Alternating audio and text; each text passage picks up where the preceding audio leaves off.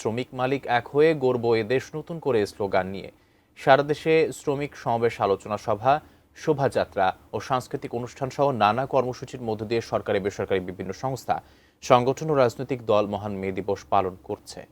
প্রতিনিধিদের পাঠানো তথ্য ও ছবি নিয়ে ডেস্ক রিপোর্ট।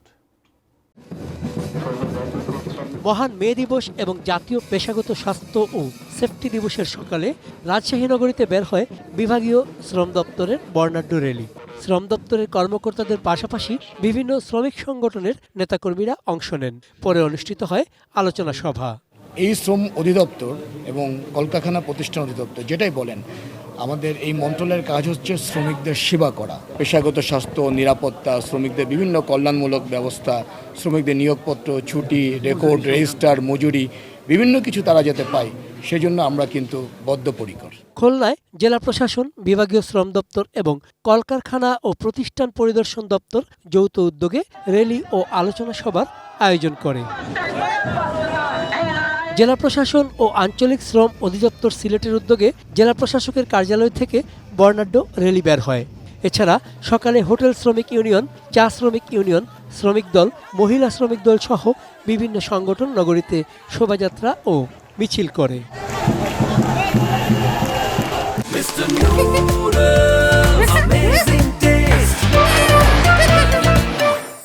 সকালে নারায়ণগঞ্জ শ্রম অধিদপ্তরের আয়োজনে চাষারা শহীদ মিনার থেকে শোভাযাত্রা বের হয়।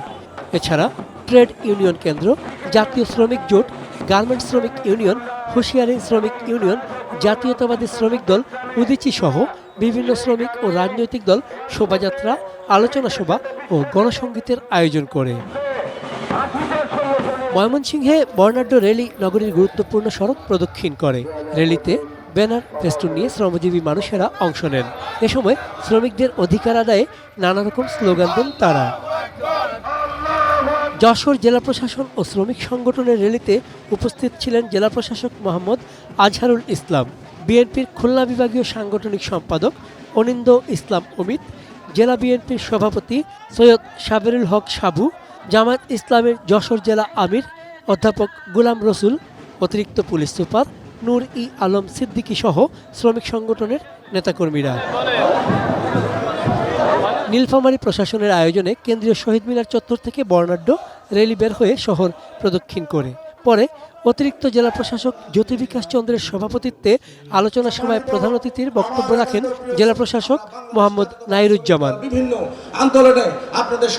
মে দিবসটি স্মরণে বগুড়া, চাঁপাইনবাবগঞ্জ, গাইবান্ধা, নাটোর, পিরোজপুর, রাজবাড়ী, কুষ্টিয়া, শেরপুর ও নওগাঁ সহ সারা দেশে বিভিন্ন কর্মসূচি পালিত হয়েছে।